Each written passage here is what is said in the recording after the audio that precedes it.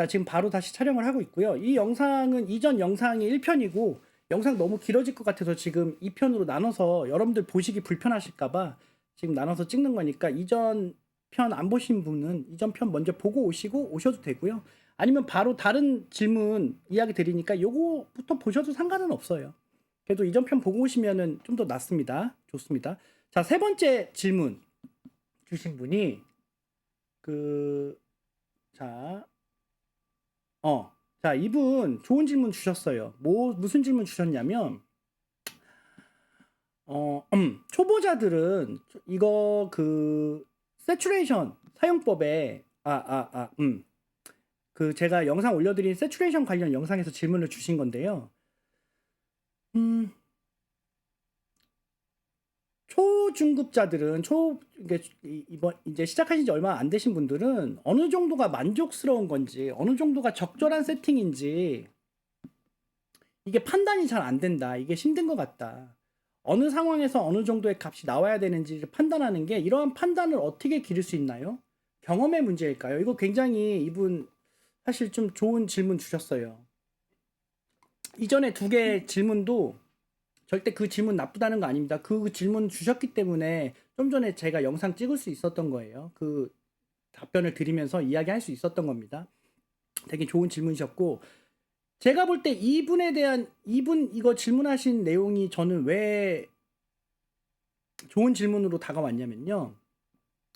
아까 좀 전에 제가 말씀드렸지만, 이전 영상이죠. 제가 끊고 다시 촬영하는 거니까요. 좀 전에 말씀드렸지만, 보통 이런 질문을 하는 취지 자체가 결국에 음악적인 성장이잖아요. 그리고 단순히 이분의 질문이 세츄레이션을 어느 정도까지 어느 정도까지 어떻게 세팅을 해야 좋은 세팅인가요가 목적이 아니잖아요. 이 질문의 이 질문의 본질의 목적은 세츄레이션을 잘 다루는 게 목적이 아니라 세츄레이션을 상황에 따라 잘 컨트롤해서 더 좋은 음악을 만들고 내 음악이 더 성장하길 바라고, 그리고 그로 인해서 내가 만족하고 행복하길 바라는 게 목적이잖아요. 저는 그 관점에서 볼 때 어떻게 훈련해야 나 스스로의 판단력을 기를 수 있냐라는 질문이라고 제가 이해했다면 저는 너무 이 질문 괜찮다고 본 거예요. 이전 질문도 너무 좋습니다. 제가 뭐 절대 평가하는 건 아니고요. 제가 답변을 간단하게 좀 드렸어요. 여기 보면 플러그인을 걸고 뭐가 걸린 건지 맞추려 하지 마시고 처음에 세팅을 오랜 시간 동안 하고 나서 한번 이게 맞다 틀리다를 한번 구분을 하라는 차원으로 제가 답변 드린 거죠. 그래서 뭐가 걸린 거지 안 걸린 거지가 아니라 뭐가 더 기분이 좋지를 뭐가 더 그루브가 좋지? 이거 혹시 보시는 분들께서 어떻게 세츄레이션 거는데 그루브가 바뀌냐라고 혹시 생각하시는 분들 계실 수 있는데, 그루브 바뀝니다. 그루브는 소리의 모양에서 많이 영향을 받아서 바뀌기 때문에 세츄레이션이나 이런 디스토션 계열의 소리의 아예 쉐입을 바꿔버리잖아요. 모양을. 그렇기 때문에 당연히 그루브가 바뀌고, 심지어 제가 이전 영상에서도 이야기 드렸지만 세츄레이션을 컴프레싱 용도로 쓴다거나 혹은 다른 그 밖에 꼭 왜곡의 용도 혹은 하모닉스의 용도가 아니라 그런 세츄레이션을 함으로써 특정 클리핑 지점 위까지 그 이상으로 헤드룸을 넘겨서 실링을 건드려 선장을 쳐서 압축을 시킬 수 있잖아요. 그러면 당연히 소리의 모양은 당연히 바뀌고, 꼭 그 단계까지 안 가더라도, 압축까지 안 가더라도 소리의 쉐입이 바뀌기 때문에 그루브는 바뀌죠. 그래서 그런 그루브 뭐가 더 좋지를 수수 자문하면서 이렇게 체크를 하셔라 라고 제가 얘기를 드렸는데요. 사실 요거에 대해서 제가 하나만 잠깐 너무 딥하지 않은 선에서 얘기를 좀 더 드리면, 자, 어지럽게 죄송합니다. 제가 지금 이 질문의 핵심은 그거예요. 아직 정확하게 판단이 안 된 상태에서 어떻게 하면은 이거 판단력을 기를 수 있고 좋은 소리를 알아볼 수 있냐가 질문이거든요.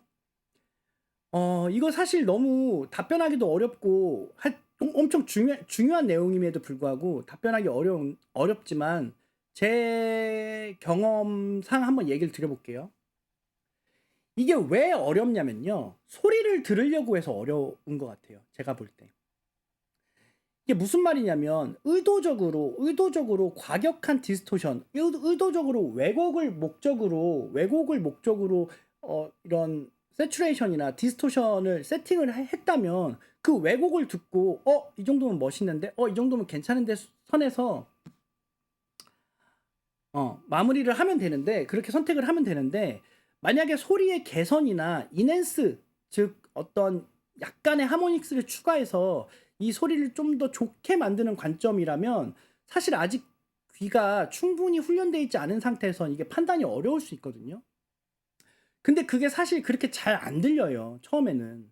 그러니까 이게 뭐랑 똑같냐면 약간 그런 느낌이에요. 이거 약간 예시가 맞을지 모르겠는데, 보통 우리가 커뮤니티나 이런 데 보면 뭐 이 스피커 좋나요? 저 스피커 좋나요? 물어보시는 분들 계시죠. 예를 들어서 제가 이번에 뭐 돈 얼마 모아서 이 금액 안에서 스피커를 바꾸려고 하는데 이 스피커 좋나요? 저 스피커 좋나요? 그러면 거기에 이제 항상 꼭 빠지지 않는 답변이 있죠. 그런 답변이 그 답변이 사실 정확한 답변이에요. 가장 정확한 답변이지만 사실 가장 이해하기 어려운 답변이죠. 뭐 어떤 답변이 있냐면, 여기서 맨날 물어보시는 것보다 스피커는 직접 가서 청음해 보셔야 됩니다. 들어보셔야 됩니다. 이런 답변들을 보신 적 있으시죠?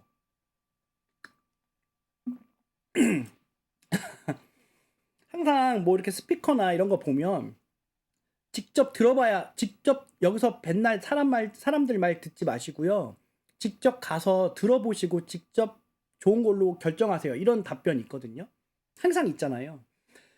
근데 사실 저도 예전에 초보 때 그런 생각 저만 했나요? 저는 들어도 모르겠어요. 들어도. 그러니까 이게 무슨 말이냐면, 들어보고 하는 거구나. 근데 실제로 가서 들어봐도 뭐 다 좋게 들리고, 실제로 뭐 50만 원짜리 스피커든 아니면 뭐 100만 원짜리 스피커든 200만 원짜리 스피커든 안 좋게 들리는 상황이 없었거든요. 제 귀에는 다 좋게 들렸어요. 뭘 듣든 그냥 다 좋게 들렸고, 심지어 지금도 저 큰맘 먹고 스피커 지금 괜찮은 거 쓰고 있는데, 제 수준에서는 엄청 좋은 걸 쓰고 있는데, 제 기준에는 이 스피커를 쓰고 있는 입장에서도 그러니까 더 정확하게 말씀드리면, 제 작업실이 아니면 남의 작업실 가면 판단이 잘 안 돼요. 제가 매번 음악을 듣는 이 공간이 아니면 다른 작업실에서 어떤 특정 스피커를 들었다 그래서 이게 소리가 좋네 안 좋네 다 그냥 좋게 들리죠. 웬만큼 막 보통 좀 어느 정도의 금액대가 있는 스피커를 세팅해 놓을 정도의 작업실인데 그게 안 좋을 수가 없잖아요, 룸이. 그리고 설령 안 좋다 하더라도 그 스피커에서 나오는 소리는 좋게 들리거든요, 저는. 제가 너무 이게 뭐좀 프로페셔널하지 않게 대답을 하나요? 전 솔직하게 말씀드리는 거예요. 그러니까 제가 이 얘기를 왜 드리냐면, 이게 소리를 들으려고 하면은 가뜩이나 저는 나름 그래도 소리 듣는 귀가 부끄럽지만 작업을 함에 있어서 제 작업실에서 제가 제 확신을 가지고 제 생각과 의도와 판단력을 가지고 소리를 결정하고 판단을 내리는 귀를 나름 조심스럽게 말씀드리면 나름의 확신이 있는 귀라고 저는 스스로 생각하거든요. 그런 저조차도 다른 사람 작업실 가서 뭘 들으면 잘 판단이 안 되고, 그리고 뭐 좀 저렴한 스피커라 그래서 소리가 안 좋게 들리고 뭐 그런지도 않거든요, 사실. 근데 이제 저도 그런데 이제 막 시작하신 분들이 당연히 세츄레이션이나 이런 미묘한 세팅들 혹은 컴프레서 같은 거, EQ나 이런 것들 뭐 과격하게 소리를 완전 바꾸면 모를까 미세하게 그 믹싱의 영역에서 막 저는 믹싱이라는 단어를 사실 제 입으로 말하기가 사실 좀 조심스럽고, 저는 제가 음악을 만들면서 믹싱을 한다라는 표현을 잘 안 쓰거든요. 저는 제가 EQ나 컴프레서나 디스토션이나 모든 걸 이런 이펙트들, 리버브 딜레이까지도 이렇게 음악 작업을 하면서 이렇게 조작을 할 때 믹싱의 관점보다는 저는 작곡의 관점, 프로듀싱의 관점, 내가 이 음악을 표현함에 있어서 내가 의도한 느낌인가의 관점으로 조작을 하기 때문에, 그런 믹싱이라는 말을, 제가 또 믹싱 엔지니어도 아니고 그렇게 그 단어가 잘못된 건 아니지만 제가 제 입으로 말하는 걸 그렇게 즐기진 않는데, 그거를 이제 믹싱의 관점, 그러니까 소리의 관점으로 들으려 그러면 사실 잘 안 들리는 게 맞아요. 이거 지금 질문 주신 분이 이상한 게 아니라 누구나가 아마 비슷하실 거예요. 자, 제가 이거 자꾸 답변을 좀 정확한 답변은 안 드렸는데 결론은 그겁니다. 여기서 말씀드렸지만 여기선 제가 뭐라 그랬냐면 어떤 그루브가 좋지? 껐다 켰다 하면서 혹은 뭐가 더 기분이 좋은 소리지? 라고 한번 들어봐라. 자문하면서 들어봐라라고 얘기를 드렸지만 사실 소리를 들으려고 하지 마시고요. 그냥 그 순간에 그 순간을 들어보세요. 순간을. 제가 지금 잠깐 전화가 와서 잠깐만 멈출게요. 이거 멈추기 기능 좋네요. 저는 이거 여러분들은 1초도 안 걸렸지만 전 잠깐 전화 받고 왔거든요. 잠깐 녹화 중단하지 않고 잠깐 멈췄었습니다. 자, 어쨌든 그 순간을 들어야 돼요. 그러니까 이게 소리를 듣는 느낌이 아니라 소리는 보통 제가 지금부터 약간 좀 이게 경우에 따라서 이 해결책을 제 나름대로 드리는 거예요. 이거 질문하신 분이 어떻게 하면 이거 판단하는데 훈련을 할 수 있냐라고 이야기를 주셨기 때문에 제가 할 수 있는 답변을 드릴게요. 제가 좀 전에 소리를 듣지 말고 순간을 들으라 그랬잖아요. 그러니까 순간을 정확하게 말씀드릴게요. 순간을 듣는다가 아니라 순간을 느낀다라고 저는 표현을 하거든요.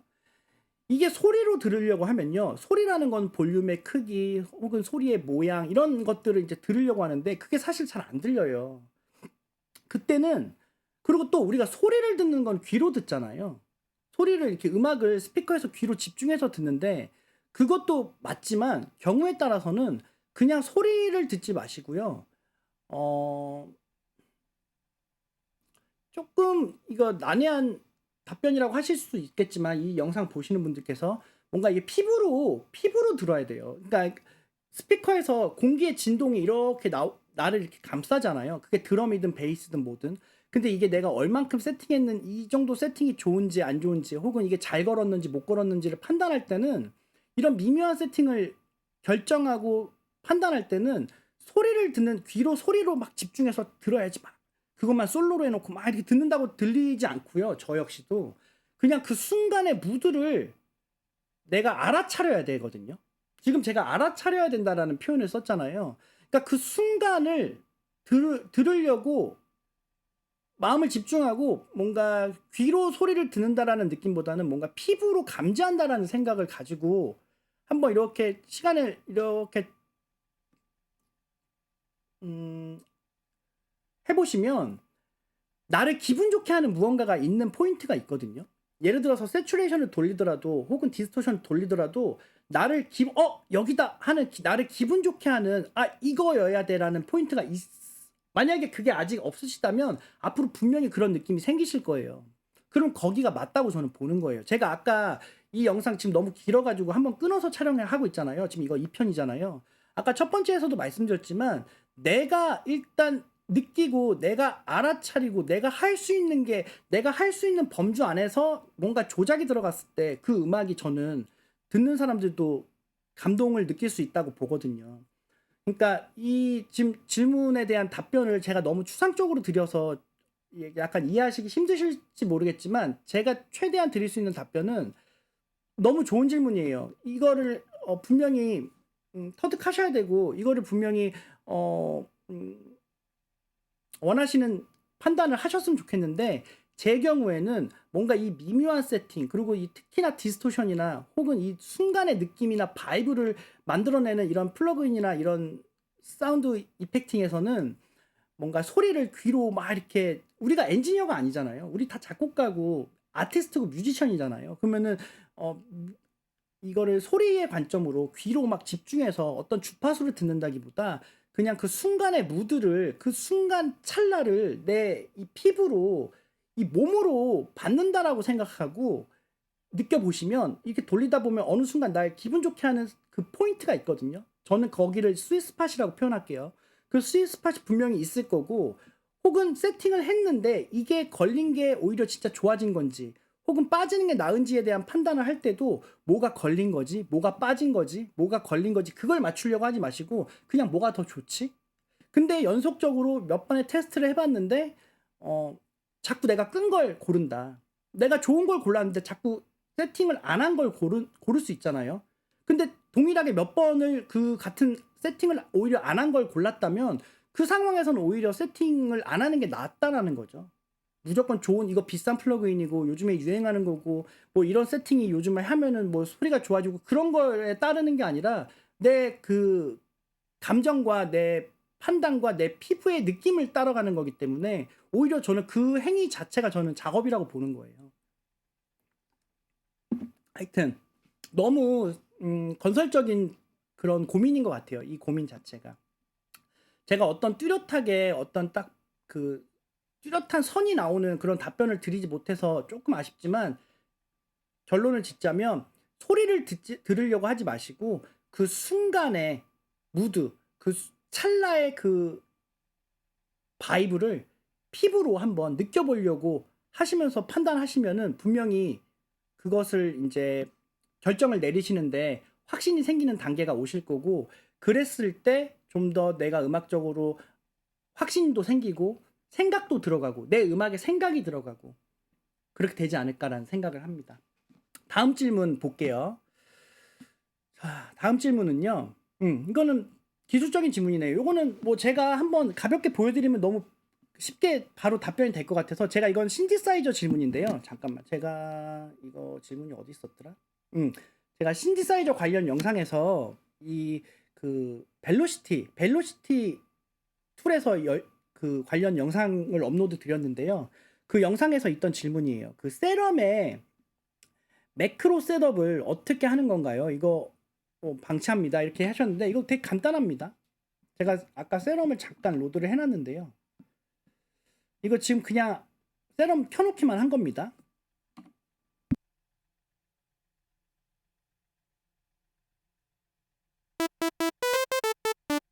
소리 나죠? 자, 만약에 제가 그 이전 영상에서 이 모듈레이션, 그 신디사이저를 이해하는 데 있어서 너무나도 다들 중요한 부분이 많지만, 제가 생각할 때 신디사이저의 중요한 부분은 구조를 어떻게 나누냐, 오실레이터, 필터, 앰프, 그리고 모듈레이션, 그리고 모듈레이션에 속해 있는 엔벨롭과 LFO. 그래서 뭐 앰프 엔벨롭이라고 우리가 쉽게 얘기하지만, 앰프 엔벨롭은 앰프에 속하는 게 아니라 모듈레이션 파트에 있는 엔벨롭 1이 앰프에 파견 나가 있다의 관점이다라고 제가 이야기 드렸죠. 그리고 필터 엔벨롭이다. 그럼 필터 엔벨롭은 필터에 속해 있는 게 아니라 모듈레이션 파트의 엔벨롭, 그 중에 하나의 엔벨롭이 필터에 연결되어 있는 상태다. 그거를 이제 제조사가 미리 연결을 해놨다. 미리 파견에 보내놨다. 프리와이어링 해놨다는 거죠. 이런 내용들을 제가 신디사이저 관련 영상에서 이야기를 드렸고, 지금 이 영상을 통해서 저를 처음 보시는 분들은 그 영상 한번 보시면 그것도 도움이 되실 겁니다. 자, 어쨌든 그 구조를 이해하는 게 중요하고, 이 구조들끼리의 이 시그널을 연결해 주는 게 신디사이저를 이해하는데 저는 중요하다고 본다라고 얘기 드렸거든요. 그러면서 제가 이 소스라는 거는 소리를 이 신디사이징을 할 때 소리를 움직이게 하는 원천, 즉 나는 LFO를 가지고, 모듈레이션 파트죠. LFO를 가지고 무언가를 할 거야. 즉 도구예요, 도구. 그러니까 내가 땅을 파는데 난 땅을 팔 거야. 그러면 뭘 팔 거야? 땅을 팔 거야. 그럼 데스티네이션, 도착지는 땅이 되겠죠. 나는 하늘에 구름을 따올 거야. 그러면 도착지 구름이에요. 그걸 뭘로 딸 거야? 사다리로 타고 올라갈 거야? 뭐 긴 젓가락으로 찝을 거야? 이게 이제 소스가 되겠죠. 그럼 만약에 내가 피치를 흔든다. 자, 지금 매크로 얘기 드리는 거예요, 여러분들. 나는 LFO 1로 도착지 무엇을 건드릴 거야? 무엇을 움직일 거야? 모듈레이션이라는 거는 소리를 움직이는 거죠. 무엇을 움직일 거야? 나는, 얘는 모듈레이션이니까요. 나는 이 신디사이저의 모든 음을 컨트롤할 거야. 근데 지금은 컨트롤 안 할 거야요. 지금 컨트롤 안 할 거야. 나 얼만큼 컨트롤 할 거야? 어마운트라 그랬죠. 이게 신디사이저에 따라서, 경우에 따라서 뎁스라고도 표현되고 인텐시티라고도 표현된다고 얘기 드렸었죠. 자, 나 이만큼 이만큼 움직일 거야. 그러면 이 LFO를 가지고 이 신디사이저의 모든 마스터 튠을 컨트롤하게 되겠죠. 그리고 나는 이거를 BPM 싱크를 하지 않고 헤르츠로 갈 거야. 그러면 나는 이거를 지금 너무 과해. 좀 조금만 할 거야. 음이 그 피치가 바뀌는 그 폭이 줄었죠. 자, 이게 이제 연결 방식에 제가 이전 영상에서 설명드린 정말 단순한 이 연결을 개념을 지금 잠깐 이야기 드린 거예요. 이때 이분이 지금 질문하신 게 이 매크로 어떻게 쓰는 거냐. 자, 여러분들 이 매크로는요. 매크로라고 어렵게 사실 안 봐도 되고요. 제가 이전 영상에서 그 신지사이저에서는 벨로시티 2를 연결했잖아요. 벨로시티를 연결했잖아요. 이 매크로도 똑같아요. 나는 경유할 거야. 자, 억스소스. 제가 억스소스를 그 제 신지사이저 영상에서 이야기를 드렸어요. 억스소스라는 거는 지금 이 상태로 연결했는데 얘를 경유할 거야 이 말이에요. 그럼 이 경유 세팅을 셋업에서 하게 되면 아무리 내가 어마운트를 이렇게 해놨어도 작동을 안 하게 되죠. 자, 이거 신지사이저에 따라서 어떤 신지사이저는 BIA. 자, VIA, 비아라고도 한다고 했어요. 비아. 이거 경유한다는 뜻이에요. 그러니까 그 영향을 받는다라는 말이죠. 비아. 자, 여기서는 억스소스라고 지금 표현이 되어 있고요. 자, 여기서 나는 얘를 벨로시티로 할 거야. 무슨 뭐 노트 피치로 할 거야. 모듈레이션 휠로 갈 거야. 다양하게 할 수 있죠. 만약에 내가 이걸 모듈레이션 휠로 간다. 이거 세팅하는 순간 이거 세팅이 안 돼 있을 때는 근데 얘가 세팅이 되는 순간 어떻게 되죠?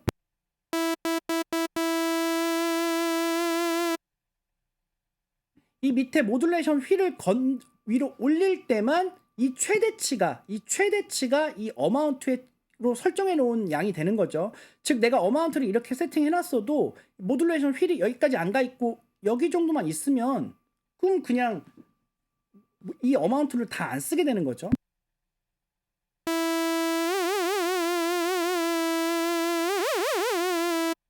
이게요 똑같아요. 이 모듈레이션 휠을 대신 그냥 매크로를 쓰는 거예요. 매크로를. 자, 여기 지금 매크로 1을 쓸 거야. 그럼 그때부터는 뭐죠? 얘를 올릴 때만 이 어마운트가 작동을 하는 거예요.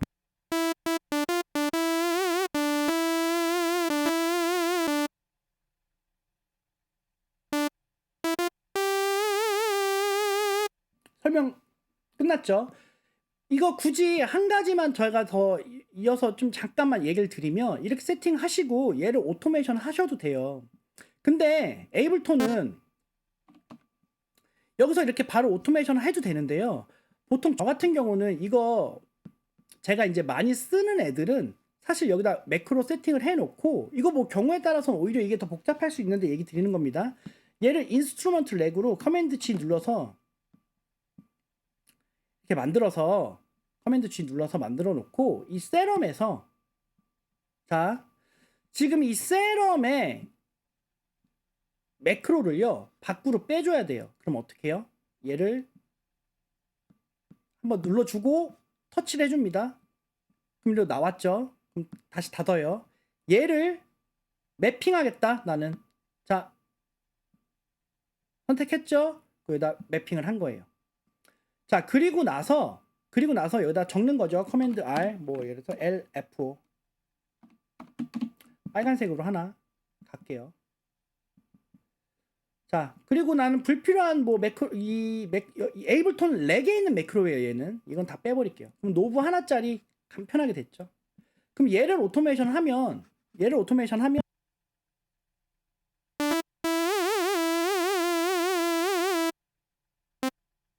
그럼 에이블톤 상에서 자 잠시만요. 에이블톤 상에서 이 LF4를 오토메이션 했을 때 자, 지금 이거 질문 주신 분 답변 드리는 거예요. 초월문답. 이거 저희 질의응답 시간을 초월문답이라고 한다고 했죠. 그럼 얘를 움직이면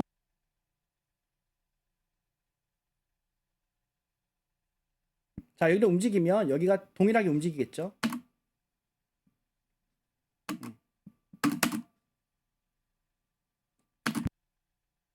자 이렇게 그 세팅을 해서 그 매크로 세팅을 할 수가 있습니다. 잠깐만 잠깐 이게 지금 자 그래서 셋업 매크로 설명 부탁드려도 될까요? 이게 개념을 제대로 이해 못해서 근데 사실 이전 영상에서 제가 그 벨로시티 툴로 억스소스 혹은 비아라고 하는 경유하는 방식을 매크로로만 바꾼 거예요. 그러니까 이전 영상 그대로 해서 매크로 세팅으로만 바꾸는 걸로 사실 이 질문에 답이 되는 거거든요. 이 질문은 답변 이렇게 드렸습니다. 자, 다음 질문 답변 드릴게요. 자, 이거는 제가 그 기타 앰프 관련 영상에 질문을 주셨는데요. 자, 제가 이 영상의 내용이 그거였죠. 제가 요 주제를 가지고 지금 영상을 비슷한 주제를 가지고 3개 정도 올렸어요. 처음 영상이 기타 앰프를 쓸 때 그 증폭이 되는 그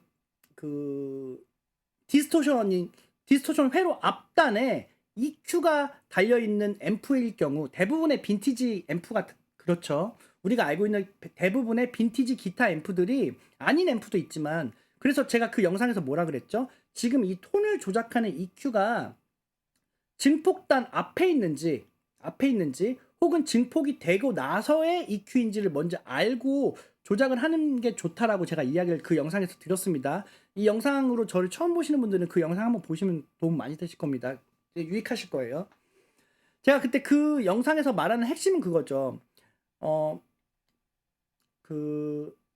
고역대로 올렸을 때 특정 헤드룸 안에서 그 기타 앰프가 허용하는 헤드룸 안에서는 고역이 올라가는데, 그 헤드룸을 점점점 좁혀서 천장을 치게 되면 그때부터는 오히려 이 디스토션 하모닉스의 특성으로 인해서 오히려 더 소리가 커지지 않고 해당 주파수가 더 올라가지 않고 오히려 감쇄를 한다.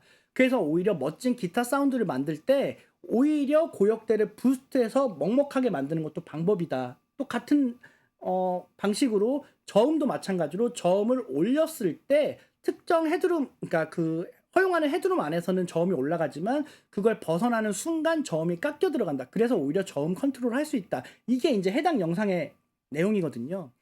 근데 지금 이 질문하신 분께서의 질문은 그거예요. 왜 그러면 애초에 이런 거를 이용해서 톤 메이킹을 할 수 있는데, 그 헤드룸을 이용해서 감쇄를 할 수 있고 할 수 있는데 이거를 그 제조사에서는 왜 잠깐만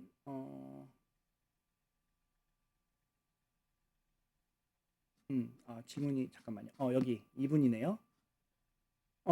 제조사에서는 이걸 왜 정확하게 그 부분을 표시를 안 해주냐. 그러니까 그 플러그인이나 그 앰프 제조사에서는 왜 감쇄가 일어나는 지점을 명시를 해주면 좋은데, 그러면 사용하기 편하고 그 매뉴얼대로 보고 여기서부터 감쇄가 일어나는구나라고 알고 톤 메이킹을 할 텐데, 이거를 왜 얘기를 안 해주냐라는 질문이세요.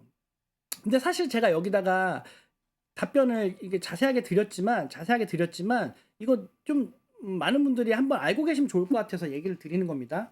제가 해당 영상에서 얘기 드렸지만 이 기타 앰프에서 그 증폭단 앞단에 있는 EQ로 톤 메이킹을 하는 이 방식은 예전에부터 이제 선배 기타 플레이어 분들이나 그 많은 그 알만한 사람들은 이미 다 쓰고 있던 방식이고, 사실 제가 여러분들에게 이 내용을 이야기를 드렸지만 이미 외국에서는 이미 외국 포럼이나 이런 데서는 당연하게 그렇게 쓰고 있는 내용이거든요. 이 내용은.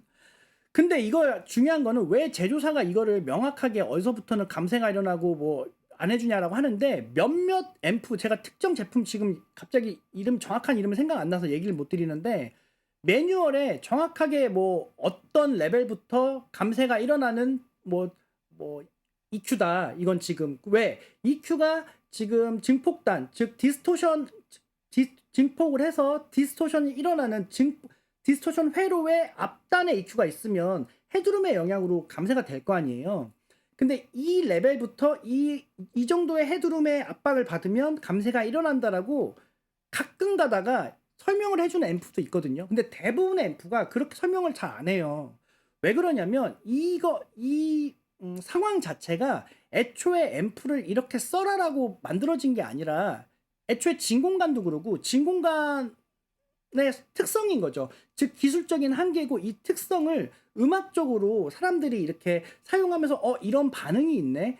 이렇게 해보니까 더 이상 커지지가 않네. 오히려 소리가 감쇄가 되네. 오히려 소리가 더 먹먹해지네를 음악적으로 사용하기 시작한 거예요. 제가 답변을 그렇게 드렸죠. 애초에 진공관이나 그리고 좀 전에도 비슷해요. 이거 사실 제가 이 영상 좀 길어져서 자르고 지금 끊고 다시 찍는 거잖아요. 그러니까 다시 찍는 게 아니라 끊고 이어서 찍는 거잖아요. 이 앞단에서도 얘기 드렸지만 제가 이런 내용을 이런 유튜브 이런 영상 업로드 해드리는 거에 위험성이 바로 그런 거예요.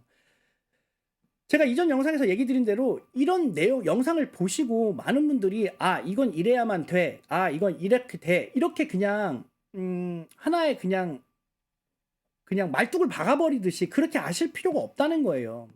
제가 여기다 이분한테 답변을 뭐라 드렸냐면 제가 너무 기술적으로 접근하기 때문에 애초에 제가 이 내용 자체를 기술적으로 접근하기 때문에 제 마음에서 제가 아까 얘기 드렸죠. 제가 유튜브로 영상을 업로드 해드리는 본질적인 취지 자체가 어떤 특정 기술적인 문제를 여러분들에게 알려드리고 해결해드리고 뭐 그거를 가르쳐드리고의 목적이 아니라 궁극적으로는 결국에 여러분들 다 질문하시고 이런 영상을 보는 이유가 내 음악의 발전과 그로 인해서 내 음악적 행복이잖아요. 더 나아가서는 삶의 행복이고 그 관점으로 볼 때 너무 제가 의도 자체가 이 영상을 올려드리는 의도 자체는 이 기술이 중요한 게 아니라 이런 것들을 여러분들이 보시고 여러분들이 음악을 하는데 잘 필요할 때 쓰셨으면 하는 차원에서 뭐 어쩔 수 없이 기술적인 부분을 강조해서 얘기 드렸지만 이걸 너무 또 이제 기술적으로 이제 접근하게 되는 문제가 있어요. 그거는 이분의 문제가 아니라 저와 같은 유튜버들의 그러니까 저의 문제예요. 그거는 다른 채널들이 문제라는 게 아니라 제가 문제예요. 왜냐면 제가 이렇게 기술적인 내용을 얘기 드리다 보니까 이걸 보시는 분들도 기술적으로 접근이 되는 거예요. 그래서 제가 아까 계속 얘기 드렸던 게 이런 것들을 경계하면서 우리 채널 구독자분들은 이런 것들을 경계하면서 이제 제 영상을 보셨으면 하는 거고 저도 이걸 했던 말 또 하고 같지만 너무 중요한 내용이다 보니까 이걸 여러분들 계속 상기시켜 드리냐고 얘기를 드리는 거예요. 이거 꼭 굳이 그렇게 수치가 중요하지가 않다는 겁니다. 제 말은 애초에 진공관이나 이런 진공관을 에뮬레이션하는 트랜지스터로 인한 클리핑은 제가 얘기를 했고 제가 중요한 질문은 여기 써 있죠. 제가 답변을 한 거는 이런 거는 의도라기보다 이렇게 해서 이런 반응으로 톤 메이킹을 해라라고 애초에 초창기에 만들어진 기타 앰프가 그걸 의도한 게 아니라 그 어쩔 수 없는 기술적 반응이라는 거예요. 이거 제가 뭐 그냥 제 생각을 얘기 드리는 게 아니라 이거는 공공연한 사실입니다. 이런 것들은 다 기술적 반응이에요. 제가 이전에 세츄레이션 그 관련 영상에서도 말씀드렸지만 뭐 트랜스포머 이런 내용들도 요즘에는 어떤 아날로그 장비나 플러그인에서 트랜스포머를 컨트롤할 수 있는 항목이 있는데 뭐 사람들이 뭐 트랜스포머가 들어가면 소리가 무슨 뭐 저음이 어떻게 바뀐다. 어떤 사람은 결론만 말씀드리면 오히려 트랜스포머는 저음을 날려버립니다. 트랜스포머는 클리핑을 시켜서 그 느낌이 저음이 깎인다라는 느낌이 아니라 오히려 저음을 약간 조이는 느낌이죠.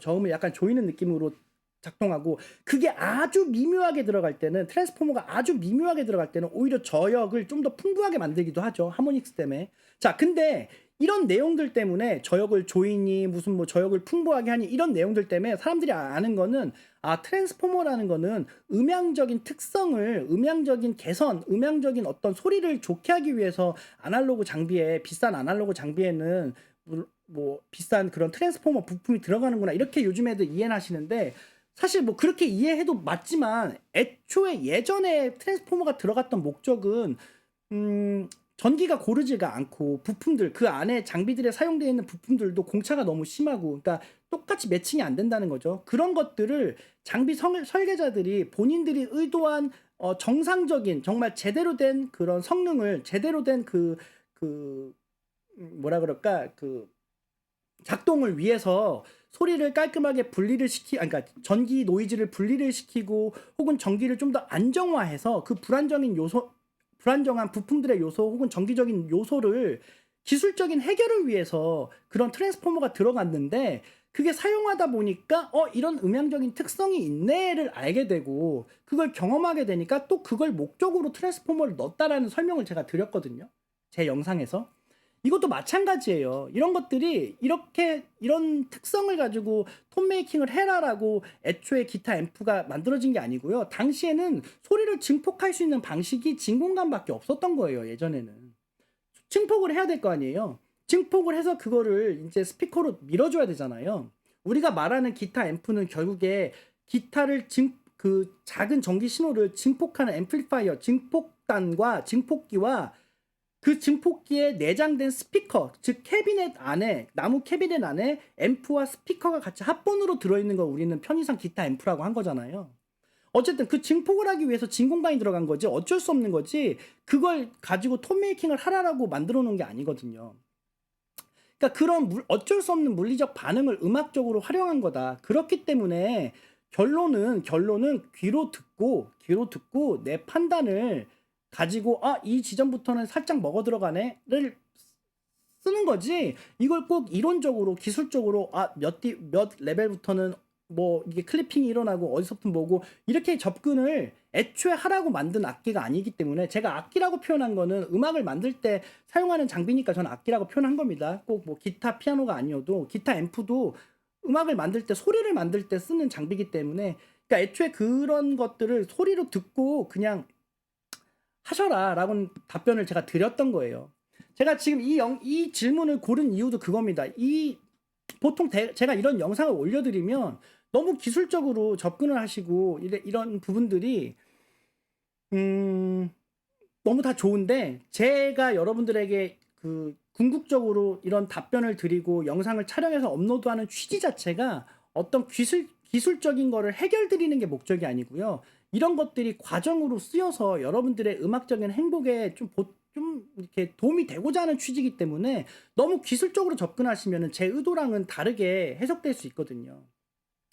약간 아이러니하죠. 기술적인 얘기를 해놓고 이렇게 얘기를 하니까 좀 그럴 수 있는데, 그러니까 제가 아까 너무 길어서 잘랐던 이전 영상에서도 얘기했지만 궁극적으로 이런 질문을 하신 분이 원하시는 거는 이 정확한 포인트가 알고 싶은 게 아니잖아요. 이 질문의 의도가 정말 궁극적인 목적 자체가 정말 본질적으로 이런 진정성 있게 이 질문을 한 이유는 결국에 이걸 아름으로 해서 내 음악적인 발전과 내 음악적인 성장을 위해서 이런 질문을 하시는 거고 공부하는 거잖아요.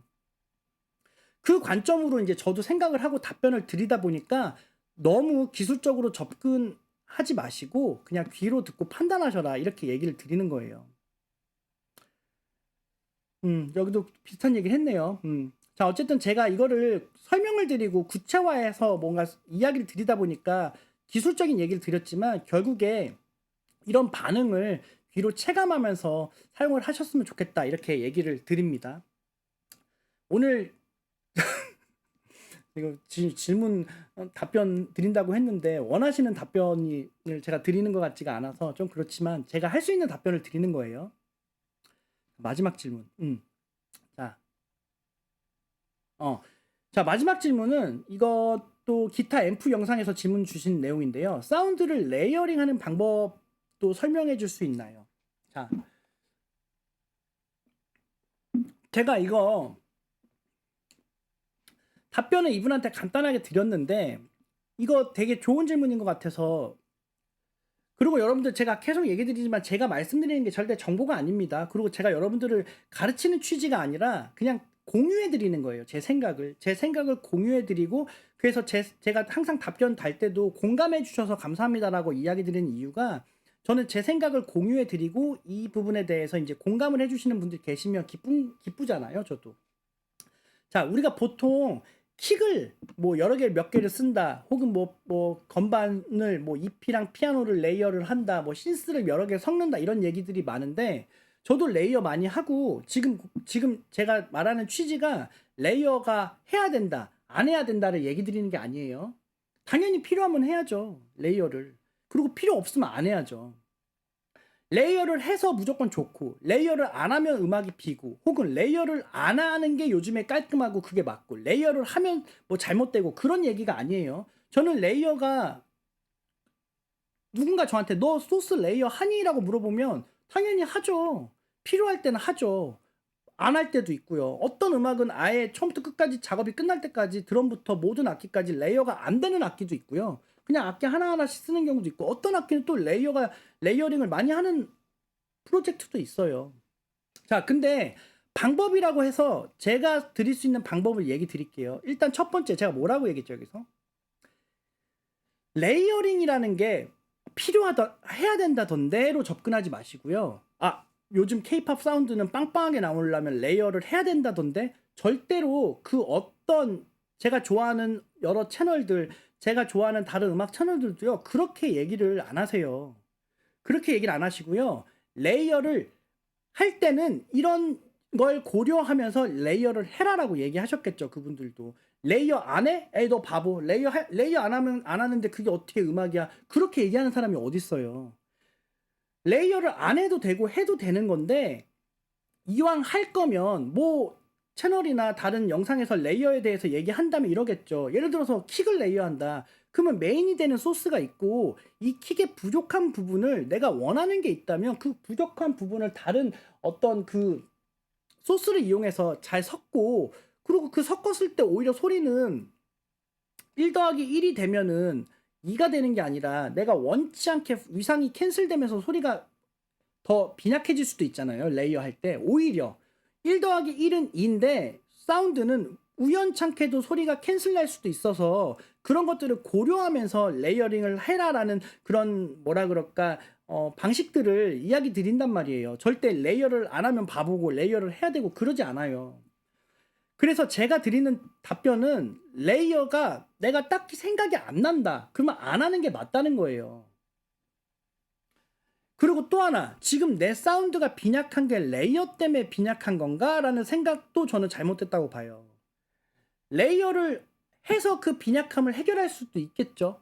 다만 그것만이 방법이진 않을 거 아니에요. 근데 만약에 대부분의 분들이 내 음악에 지금 사운드가 약간 비는 거는 레이어가 안 돼서 비는 걸 거야 라고 이렇게 생각하시는 분들을 제가 종종 봤거든요. 그래서 레이어는 어떻게 해야 돼? 이렇게 물어보시는 분들이 계세요. 패드는 어떻게 섞어야 돼요? 건반은 어떻게 섞어야 돼? 베이스 막 여러 개 섞어 쓴다던데 그거 어떻게 하는 거예요? 이렇게 물어보시는 분들 계세요.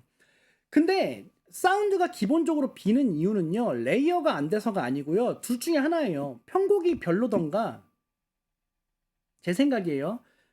애초에 어렌지가 편곡이 별로던가, 혹은 같은 맥락이긴 한데 소리가 들을 거리가 없던가. 즉 음악을 듣는 입장에서 뭔가에 집중할 요소가 있으면 소리가 절대 비지가 않죠.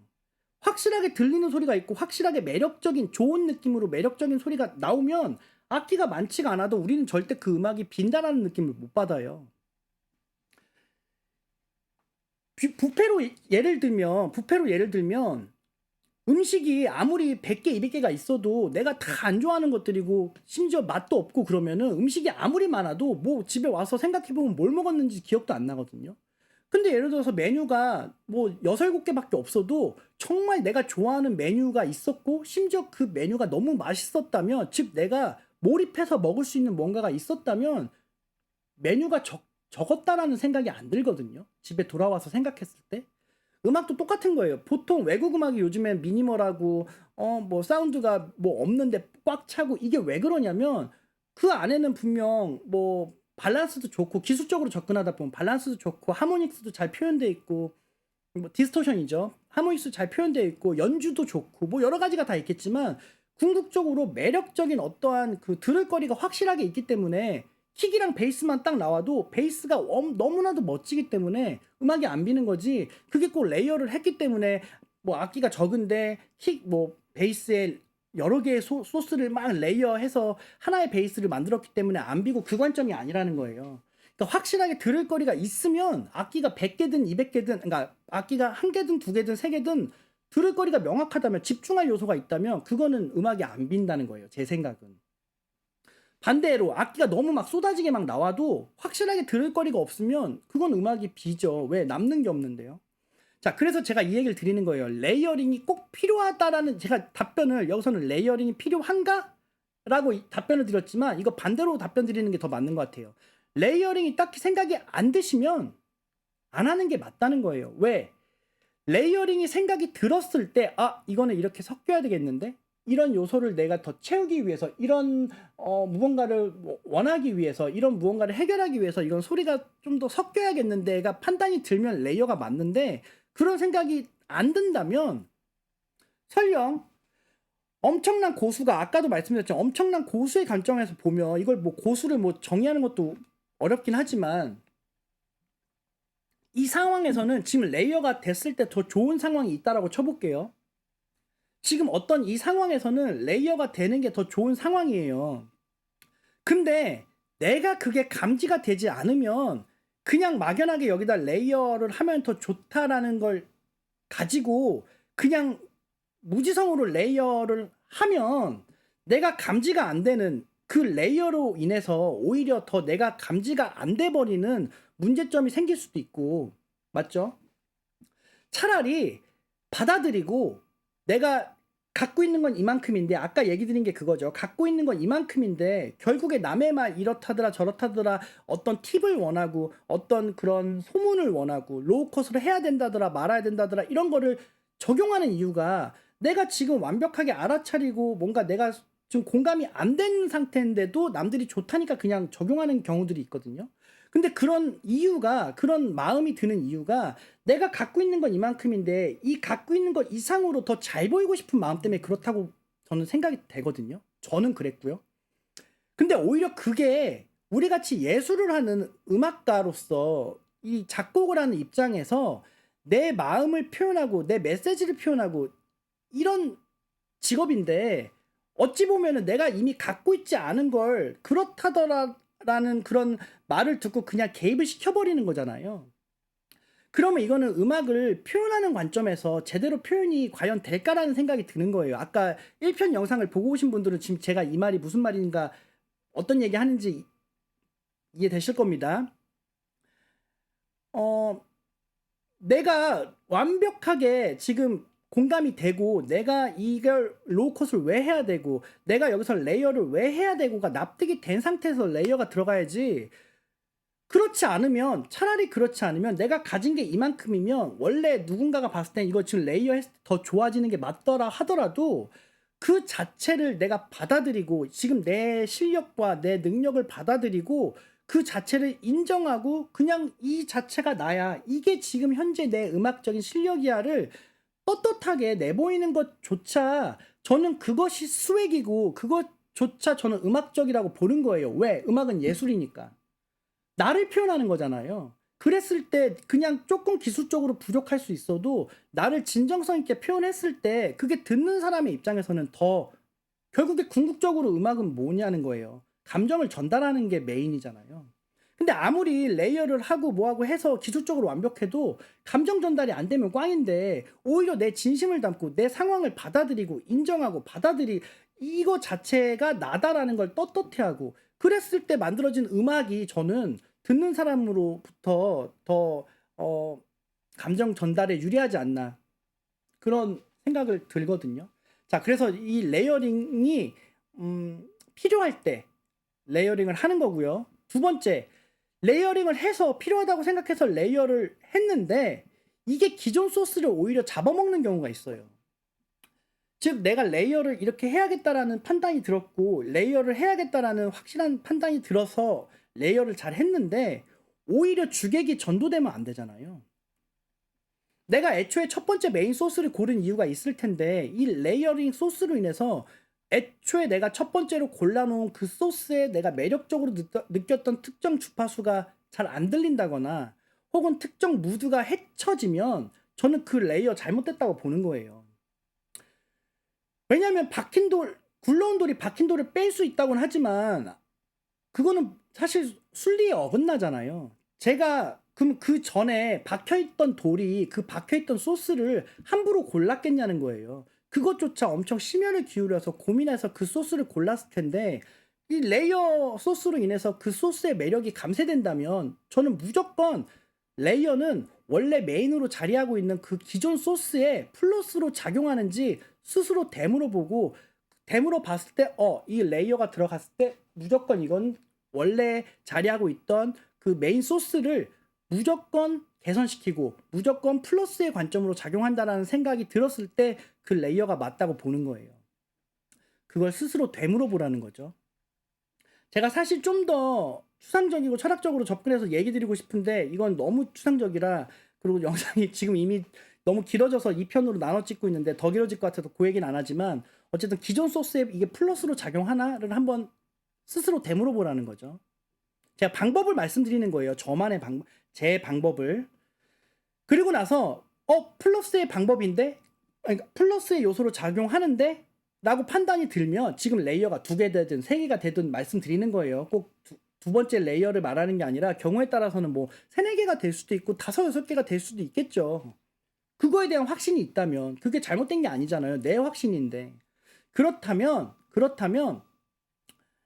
그리고 나서 이게 내가 플러스로 작용한 이거랑 같은 관점이긴 하지만 조금 다릅니다.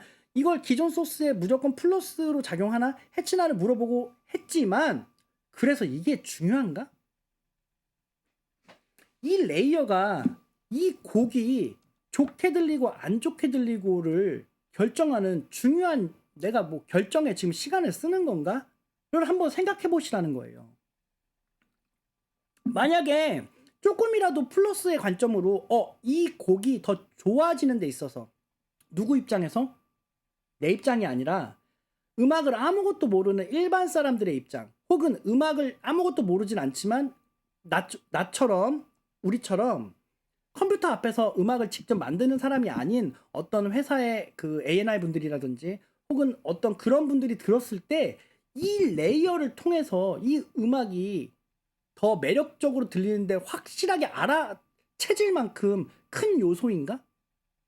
요걸 판단하고 나서 저는 이거 판단하는 게 저는 이 레이어링 하는 방법이라고 보는 거예요. 보통 같으면 다른 채널이나 아마 이분이 질문하신 거는 이런 답변을 원하시지 않고 다른 기술적인 방법을 물어보신 걸 수도 있거든요. 근데 그런 내용들이 이미 우리가 너무 알 법한 것들이 다른 채널들에 너무 잘 정리가 되어 있어요. 예를 들어 대표적으로 그런 거죠. 스네어를 레이어할 때는 너무 2개 다, 예를 들어 스네어랑 클랩을 레이어한다. 그러면 스네어가 딱 나오는데 이 딱 하는 자리에 동시에 클랩이 딱 나오면 소리가 오히려 더 안 좋게 들리고 흐려지니까 스네어의 어택을, 뭐 클랩의 어택을 살짝 뒤로 미룬다든지 혹은 살짝 어긋나게 찍는다든지 이런 걸 원하시는 걸 수도 있는데, 혹은 뭐 특정 주파수를 뭐 킥을 레이어할 때는 뭐 고역대 킥, 뭐 중역대 킥, 혹은 서브 영역대를 담당하는 킥, 그리고 서브 영역대를 담당하는 킥은 저음의 느낌을 구현하는 거기 때문에 어택을 살짝 뒤로 밀어 놓는다든지 오디오 파형해서, 혹은 뭐 컴프레서로 앞에만 누르던지, 그렇게 이런 방식들이 다 맞거든요. 근데 그런 방식은 이미 저희 채널이 아니더라도 너무 훌륭한 채널에서 이미 잘 정리가 되어 있잖아요. 그래서 제가 그런 이야기들을 똑같이 이야기 드리고 싶지 않았던 거예요. 공감되시죠?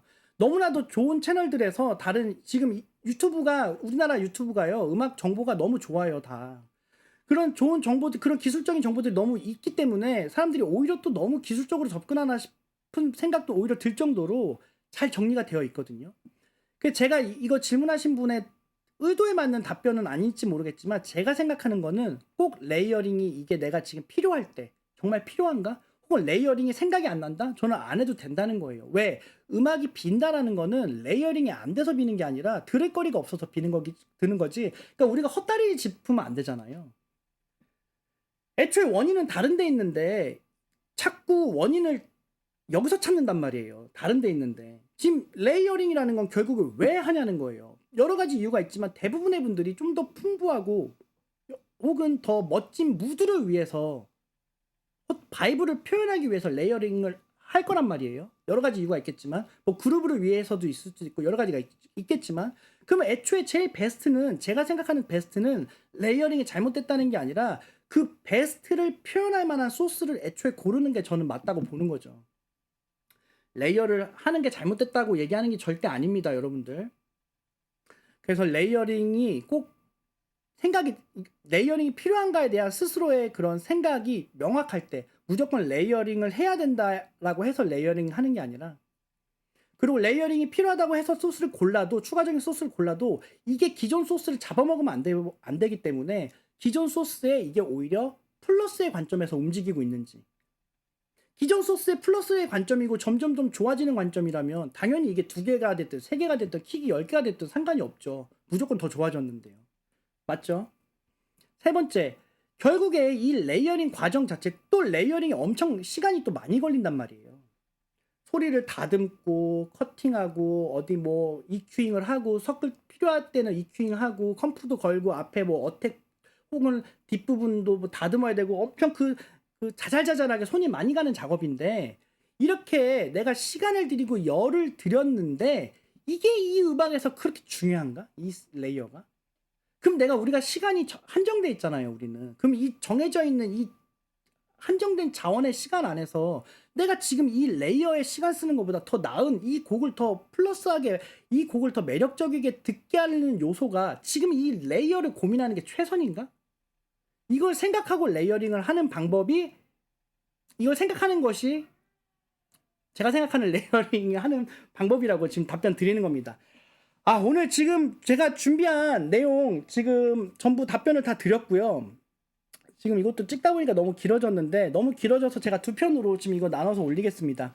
자, 앞으로 제가 아까 뭐 얘기 드렸지만 뭐 제가 여러분들에게 결국에 질문에 대한 답변을 하는 취지, 그리고 여러분들이 저에게 질문을 하시고 이런 영상을 보고 하는 것들이 결국에는 궁극적으로 행복을 위해서잖아요. 단순히 어떤 특정 컴프레서를 사용하는 법, 뭐 어떤 특정 뭐 레벨을 만드는 법, 어떤 플러그인을 쓰는 법이 목적이 아니라, 그걸로 인해서 그것들을 공부하고 여러분들이 그걸 질문하는 취지 자체가 그걸로 인해서 내가 음악적인 성장, 그리고 그 음악적인 성장으로 인해서 내가 더 음악적인 음악 생활의 행복을 위함이잖아요.